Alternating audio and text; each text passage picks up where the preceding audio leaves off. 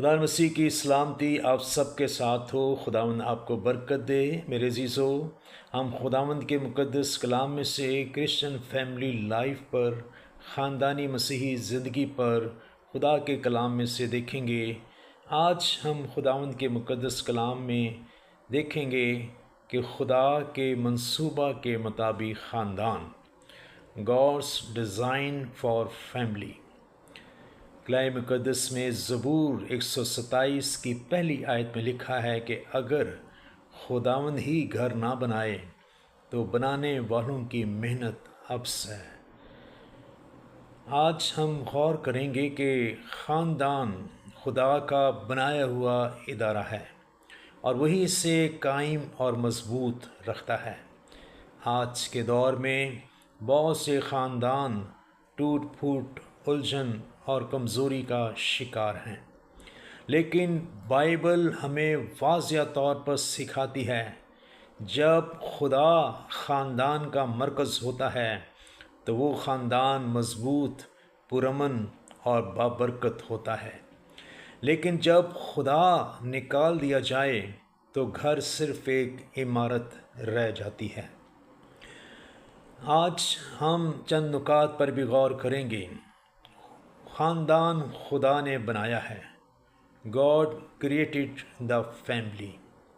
پیدائش 2 باب اور اس کی 18ویں آیت ہم پڑھیں تو لکھا ہے، خداوند نے فرمایا کہ آدم کا اکیلا رہنا اچھا نہیں، میں اس کے لیے ایک مددگار اس کی مانند بناؤں گا۔ خدا نے انسان کو اکیلا نہیں چھوڑا، اس نے خاندان کا نظام خود قائم کیا۔ شادی اور خاندان انسان کی ایجاد نہیں بلکہ خدا کا منصوبہ ہے۔ خاندان خدا کی مرضی ہے اور انسان کی سوچ نہیں۔ خاندان خدا کا ڈیزائن ہے، انسان کا آئیڈیا نہیں۔ دوسرے number per, marriage is a covenant. شادی ایک مقدس عہد ہے۔ پیدائش 2:24 میں ہم پڑھتے ہیں کہ وہ دونوں ایک تن ہوں گے۔ شادی صرف قانونی کاغذ نہیں، یہ ایک روحانی اور مقدس بندھن اور مقدس عہد ہے۔ اس میں وفاداری اور عہد پر قائم رہنا ضروری ہے، مطلب حالات جیسے بھی کیوں نہ ہوں، یہ رشتہ ہمیشہ قائم رہنا چاہیے۔ سچی شادی جذبات سے نہیں، وفاداری سے چلتی ہے۔ Number 3، without God family cannot stand. خدا کے بغیر خاندان قائم نہیں رہ سکتا۔ زبور 127 کی پہلی آیت ہم نے پڑھی ہے کہ اگر خداوند گھر نہ بنائے تو بنانے والے کی محنت ابس ہے۔ چاہے خاندان تعلیم یافتہ ہو، پیسہ افراد کے ساتھ ہو، سہولتیں بہت زیادہ ہوں، لیکن اصل ضرورت خدا کی موجودگی ہے۔ خدا کے بغیر گھر بظاہر خوبصورت ہوں مگر اندر سے کمزور ہوتے ہیں۔ خدا کے بغیر خاندان صرف ایک عمارت ہے، خاندان یا گھر نہیں۔ جس گھر میں خدا نہیں وہ صرف ایک عمارت ہے۔ Number 4، husbands responsibility. شوہر کی ذمہ داری۔ افسیوں 5:25 میں ہم پڑھتے ہیں کہ شوہرو اپنی بیویوں سے محبت رکھو جیسے مسیح نے کلیسیا سے محبت رکھی۔ شوہر کی محبت قربانی دینے والی محبت ہونی چاہیے۔ یہ صرف الفاظ نہیں بلکہ عمل ہے۔ مسیح نے کلیسیا کے لیے اپنی جان دی۔ ہم یہاں سیکھتے ہیں کہ حقیقی محبت قربانی مانگتی ہے۔ محبت لینا نہیں بلکہ دینا ہے۔ 5ویں نمبر پر، وائفز رسپانسبلٹی۔ بیوی کی ذمہ داری، عزت اور احترام۔ افسیوں 5:22 میں ہم پڑھتے ہیں، بیویوں اپنے شوہروں کے ایسے تابع رہو احترام یا پھر تابع رہنے کا مطلب ہے عزت دینا، تعاون کرنا اور سمجھداری دکھانا اور رسپیکٹ کرنا۔ یہ کمزوری نہیں بلکہ یہ خدائی ترتیب ہے۔ بائبل مقدس میں سارہ کے بارے میں پڑھتے ہیں پہلا پطرس 3:6 میں کہ سارہ ابراہیم کو اپنا خداوند کہتی تھی۔ یہاں ہم غور کر سکتے ہیں کہ احترام گھر میں امن اور محبت لاتا ہے۔ احترام محبت کو مضبوط کرتا ہے۔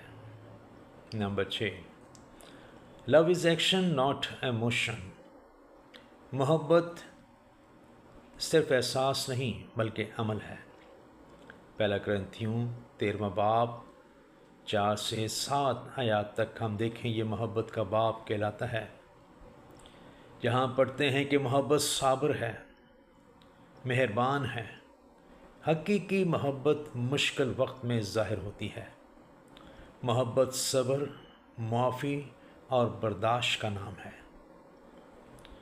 ایک مثال سے ہم جانیں گے، خدا نے ہوسیہ نبی سے کہا کہ تو جا اور ایک ایسی عورت سے شادی کر جو وفاداری نہ رکھنے والی عورت ہے،